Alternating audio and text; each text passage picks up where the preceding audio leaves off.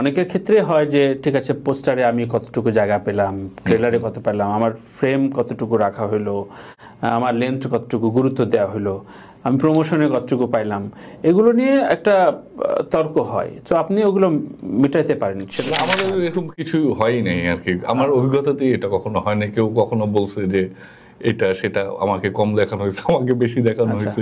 কারণ কি, কারণ আগে তো স্ক্রিন পে তারা পড়েই তো রাজি হচ্ছেন ওই চরিত্রটা করার জন্য। হঠাৎ করে গল্পে কেউ সুইজারল্যান্ডে গান গেয়ে উঠলো বা মারামারি করলো, এইসব আপনি বিশ্বাস করেন না, নাকি ওইসব ছবিও করবেন আপনি? না না, বিশ্বাস অবিশ্বাসের বিষয় না, কিন্তু মানে ওরকম মনে হয় না সেরকম আমি করতে চাই আসলে। হ্যাঁ, বাট আমার কোনো বাধা নেই, মানে কেউ করতে চাইলে অবশ্যই করতে পারে, বা এটাও তো একটা ঐতিহ্যের ব্যাপার, দীর্ঘদিন তো এরকম চলে আসছে, বা সেটাতেও হয়তো ম্যাস অডিয়েন্সও সেটা পছন্দ করছে।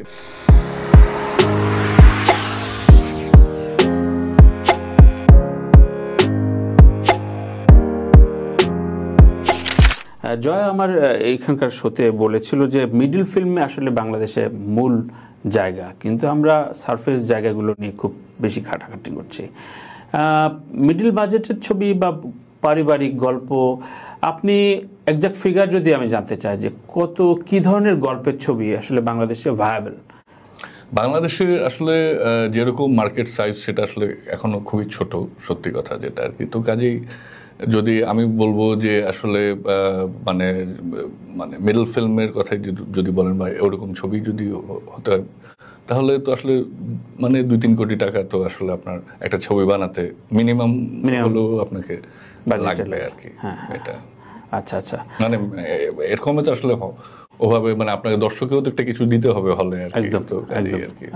এর বাইরেও হতে পারে, মানে হয়তো আরো মোর ইন্ডিপেন্ডেন্ট, মানে আরো ইন্ডিপেন্ডেন্ট ভাবেও হতে পারে, সেটা আমি বলছি না, কিন্তু মানে একটু এন্টারটেইনিং ছবি বানাতে গেলে, ঠিকভাবে ঠিকঠাক মতো করতে গেলে, প্রফেশনালি করতে গেলে কিন্তু আসলে আপনার মানে মিনিমাম 2-3 কোটি টাকা তো লাগে। তানিম, আপনার কাছ থেকে একটু জানতে চাই, অনেক পরিচালকের সাথে যেটা কথা হয়, আমি প্রায় সময় বলেছি যে মাল্টিকাস্টিং ছবি কেন করেন না, তো একই উত্তর দেয় যে তাদের স্ক্রিপ্ট নিয়ে বসতে গেলে তাদের মেলানো খুব মুশকিল হয়ে যায়, এবং বাজেট থাকে, প্রডিউসার টাকা দিতে চায়, কিন্তু তাদের ভেতরে কোপ আপ হয় না, তারা একে অপরকে ঈর্ষা করে, নানানভাবে নানান ব্যাখ্যা দেয়। মূল কথা তাদের হচ্ছে তারা চায় মনে প্রাণে, কিন্তু তারা পারে না। কিন্তু আপনি তো একটা পেরে গেলেন, আবার এটাও ফুল মাল্টিকাস্টিং বানাচ্ছেন, কেমনে বোঝান? নাকি গোপন ভিডিও টিডিও আছে তাদের?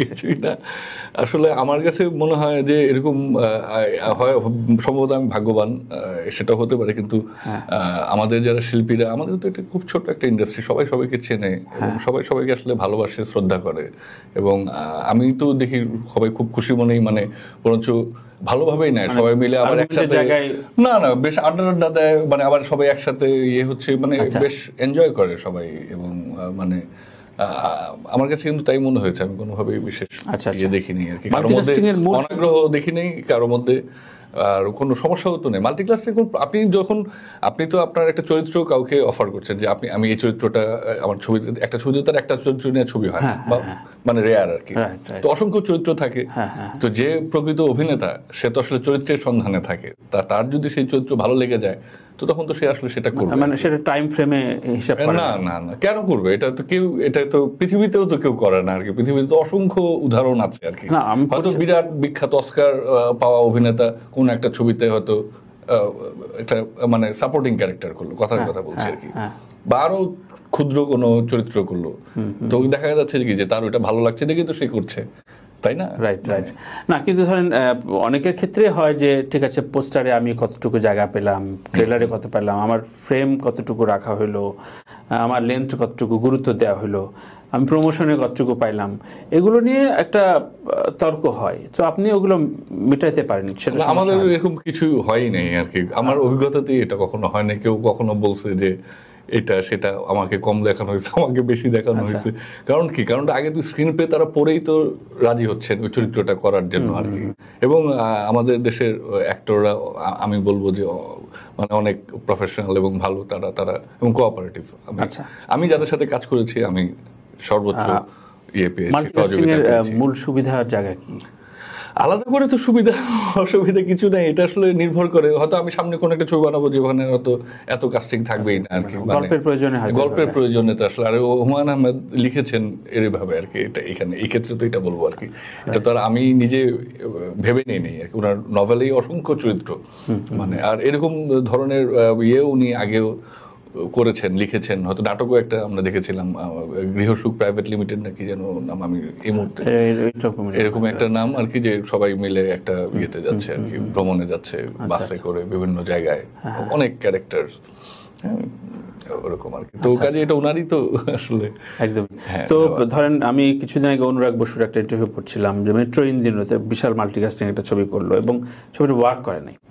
সো তখন প্রশ্ন করা হলো, বললো যে না, এটা আসলে কাস্টিং এর কোনো দোষ নাই, হয়তো আমার গল্পের ওই গাঁথনিটা বা প্রপার মার্কেট। একদমই তাই ব্যাপারটা আপনিও তাই? অবশ্যই, কারণ আপনার মানে চিত্রনাট্য, স্ক্রিন প্লে, আপনি ন্যারেটিভ, এগুলো যদি আপনি ঠিকমতো, উনারই তো এই যে মানে লাইফ ইন এ মেট্রো তো মাল্টিকাস্টিং ছিল, কিন্তু ওটা তো সবার ভালো লেগেছে,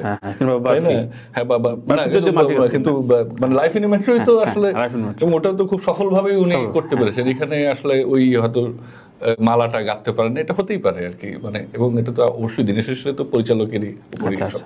হঠাৎ করে গল্পে কেউ সুইজারল্যান্ডে গান গেয়ে উঠলো বা মারামারি করলো, এইসব আপনি বিশ্বাস করেন না, নাকি ওইসব ছবিও করবেন আপনি? না, বিশ্বাস অবিশ্বাসের বিষয় না, কিন্তু মানে ওরকম মনে হয় না সেরকম আমি করতে চাই আসলে। হ্যাঁ, বাট আমার কোনো বাধা নেই, মানে কেউ করতে চাইলে অবশ্যই করতে পারে, বা এটাও তো একটা ঐতিহ্যের ব্যাপার, দীর্ঘদিন তো এরকম চলে আসছে, বা সেটাতেও হয়তো ম্যাস অডিয়েন্সও সেটা পছন্দ করছে, তো কাজে সেটাকে নিয়ে আসলে আমি ইয়েও করতে চাই না আর কি, মানে প্রত্যেকেরই তো নিজস্ব পছন্দ অপছন্দ আছে আর কি।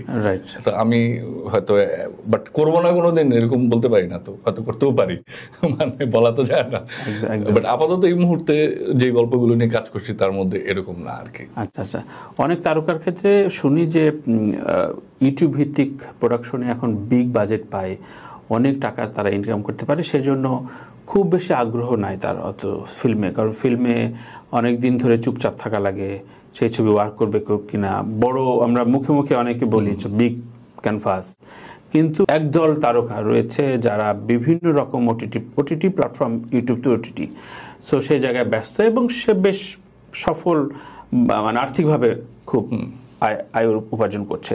তার মানে কি আগামীতে এই প্রবণতাটা নতুনদের ভেতরে আরও বাড়বে?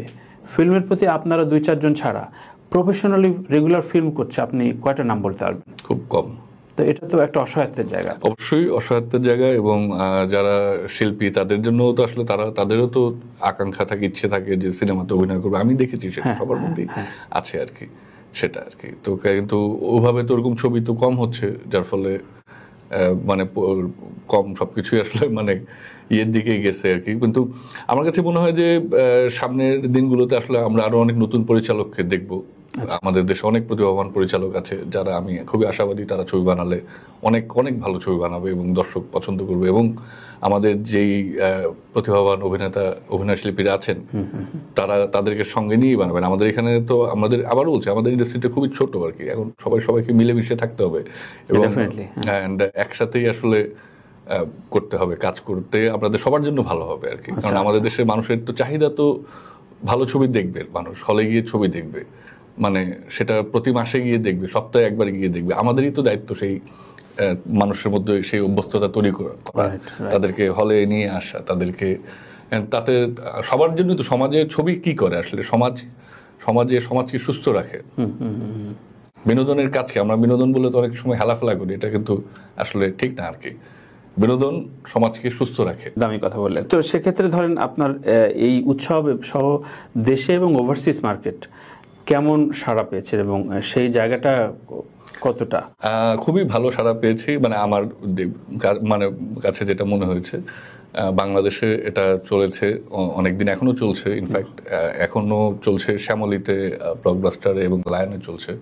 আজকে তো গত 4-5 মাসের উপরে হয়ে গেল, এটা এখনো চলছে আর কি। দেশের বাইরে আমরা খুব ভালো সাড়া পেয়েছি, নর্থ আমেরিকাতে, অস্ট্রেলিয়াতে অ্যান্ড ইংল্যান্ডে। এবং সেখানে আমার অভিজ্ঞতা হচ্ছে যে নর্থ আমেরিকাতে আমাদের বিরাট বড় মার্কেট আছে, সেখানে যদি সফলভাবে ডিস্ট্রিবিউট করা যায় ছবি, সেখানে যারা ডিস্ট্রিবিউটার আছেন তারা যদি এগুলো নিয়ে আরও কাজ করেন এবং সেখানে আমাদের দর্শকদের কাছে আমরা সেখানে পৌঁছাতে পারি এবং একই সাথে সেখান থেকে একটা খুব ভালো রেভিনিউ সুযোগ আছে আর কি।